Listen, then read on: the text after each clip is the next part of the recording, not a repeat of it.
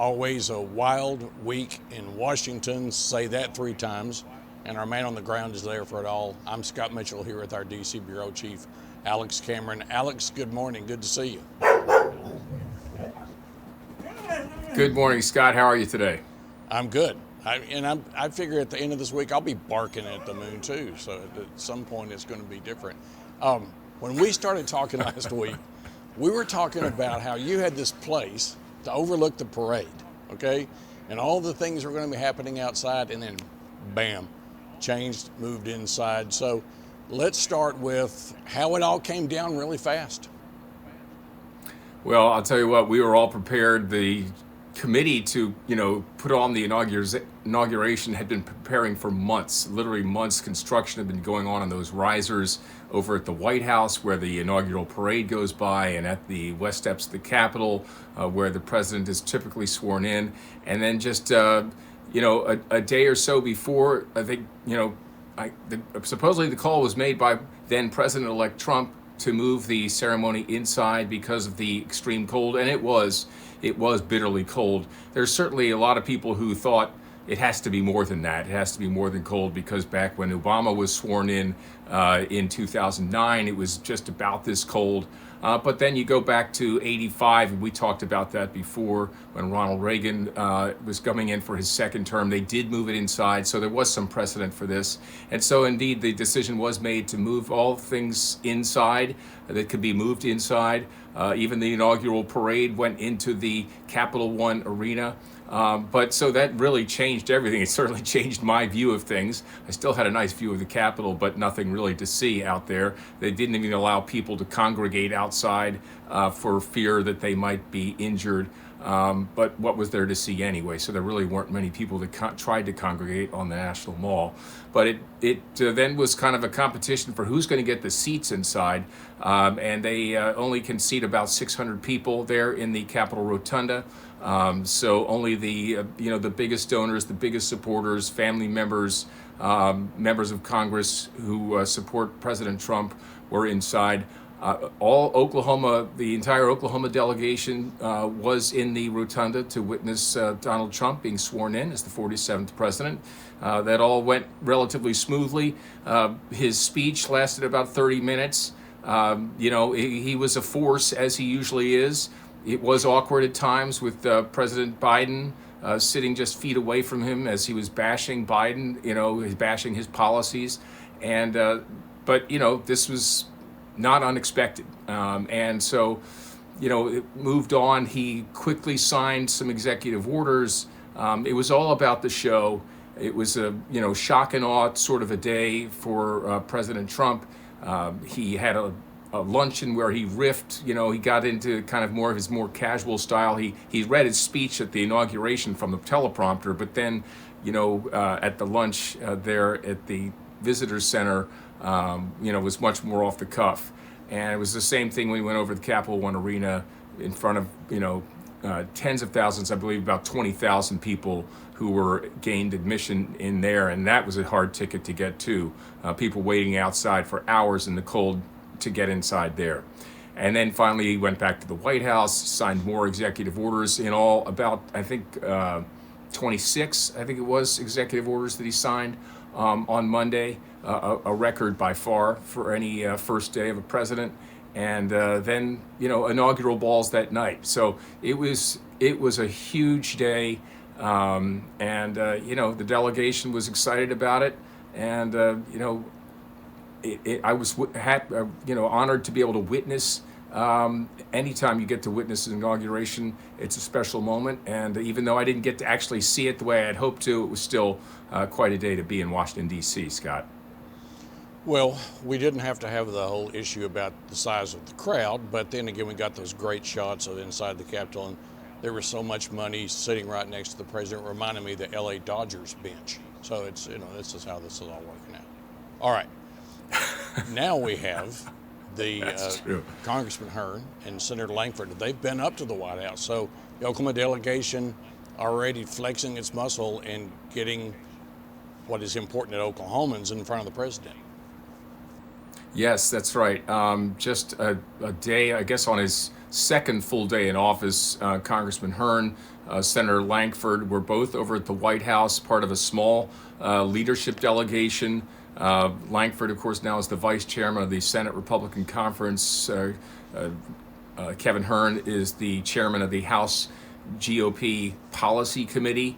And so they were part, I think there were about a dozen members who were over there meeting with President Trump, his staff, his political staff, to talk about trying to get his agenda in place, how they can do that as quickly as possible. It is not going to be easy, I can promise you that. And they know that. So that's why they're strategizing right now, trying to figure out how to do it, because there are lots of priorities. They really want to work as much of his agenda into a reconciliation initiative as they possibly can. But then they also have to be working on a dual track, bipartisan track. So reconciliation is going to be completely partisan. There will be no Democrats who will support that, and they wouldn't expect it probably. But at the same time, they've got to be working on a bipartisan effort to approve fiscal year 2025 funding. So they've got a funding deadline that comes up here on March 14th. So that's not that far off. So they've got to get to work on that and figure out how to do that and pass disaster relief for California, and also to raise the debt limit. So there's a lot of thinking of, well, do we try to bundle these things all together? Where are we going to need Democratic support? Where don't we care about getting Democratic support? It's very complicated, and the timing is very critical too. So anyway, it's Oklahomans can feel good that a couple of members of our delegation are sitting in at these talks at the very highest level. And, Congressman Hearn is pretty blunt, pretty candid when he says, it's going to be a challenge. But they believe they'll figure out a way to get it done. But it is going to take a lot of work. And these guys are going to be right at the center of it. Let me ask you a question about what the delegation was talking about. Yesterday on Hot Seat, I had Mike Murphy, who's the Committee for Responsible Budget Policy, a think tank in Washington that former Senator Bellman is involved in starting. And they're saying, look, we're paying more on interest on the debt than our military budget. And he goes, one of the problems we're seeing around the country is that delegations are telling us, our folks at home are not talking about this. And so now they're reaching out to the states saying, this is something that's got to be talked about. We were talking back in December about the reconciliation. We were talking about the president back then, when he was president-elect, saying, get this debt limit thing off my table. Do you see any sort of indications that this is going to be the budget and the deficit, that's going to be something that's going to be on the agenda, and they'll do it in a nonpartisan way to try to start whittling away at this massive debt? I think that there is definitely goodwill on both sides to try and whittle away at the debt, but it's a question of where do you whittle away? I mean, we're already seeing what the Republicans are putting out there as some of their priorities. Because if you're doing reconciliation, it has to be balanced with cuts. I mean, you can't after 10 years raise the debt. So they have to find ways to, at least on paper, be making cuts. And the things they're talking about cutting are things like Medicaid and SNAP and college loans, and these are obviously things that are dear to Democrats. So where's the compromise going to come from? Where are Republicans going to be willing to give some? And so we really haven't seen any of that yet. So until we do, I don't know that there's going to be any real serious discussions about it. The question will be, will people like a Josh Burkeen be willing to vote for one of these packages if he doesn't see clear evidence that there's going to be cost cutting? He in our delegation is the most intense and most serious about getting control of the national debt. So, to answer your question, I don't see any real serious efforts at this point to try and get it under control. But obviously, it is an issue that everyone is aware of. Last, let me ask you about the cabinet confirmations. A friend of mine, I'll paraphrase him, said this week, if there's any part of this process that hasn't been politicized, I don't know what it is. You may know the guy that made that statement. My question to you is... I might know him. Yeah, you might know him.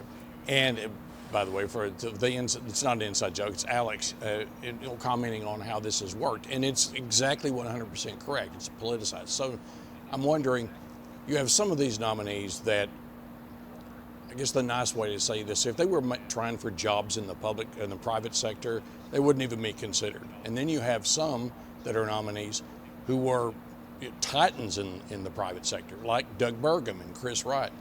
So do you think that any of the confirmation you're going to hear anything other than partisanship? Will they actually consider qualifications on 2 or 3 of these that are very controversial and have no experience in doing what they're being tasked to do? So any chance that there may be some common sense on both sides working into these confirmation hearings, or is it going to be Hollywood? Oh no, there's plenty of it's a bit of an exaggeration to say that it's entirely politicized. It is not all. There's certainly some nominations that get through relatively easily. I think that both sides, Republicans certainly feel this way, and I know Democrats do. They generally say, if the president wins fair and square, you got to allow him to put in place the people he wants to put in place. And so it's a kind of a grudging respect. I know that that's how, Republicans felt about Joe Biden's nominees. Or at least, many of them, they said, okay, we don't really care for this person, but we'll vote them in, or we won't stand in the way. And that's certainly the case with many of Donald Trump's nominees. And some are certainly, liked. Marco Rubio was approved unanimously. 99 zip was the vote in the Senate on him. And there will be others who get easy approval. But it's these other controversial ones where both sides have seen opportunities to kind of stand their ground and make a point and say this president is irresponsible. And so I don't think you're going to see that stop. There's always an effort to look for the political opportunity in these, issues, these events. And that's what, confirming, a cabinet has become that for sure. So, we'll continue to see that with Tulsi Gabbard, Kash Patel, RFK Jr., whose hearings, by the way, have now been set. They will be late next week.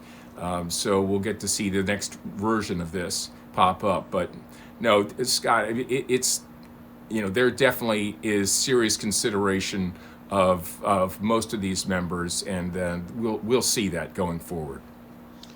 Well, and you'll be there to report on it for us. I do appreciate, by the way, on Alex's package this week, you have a scorecard.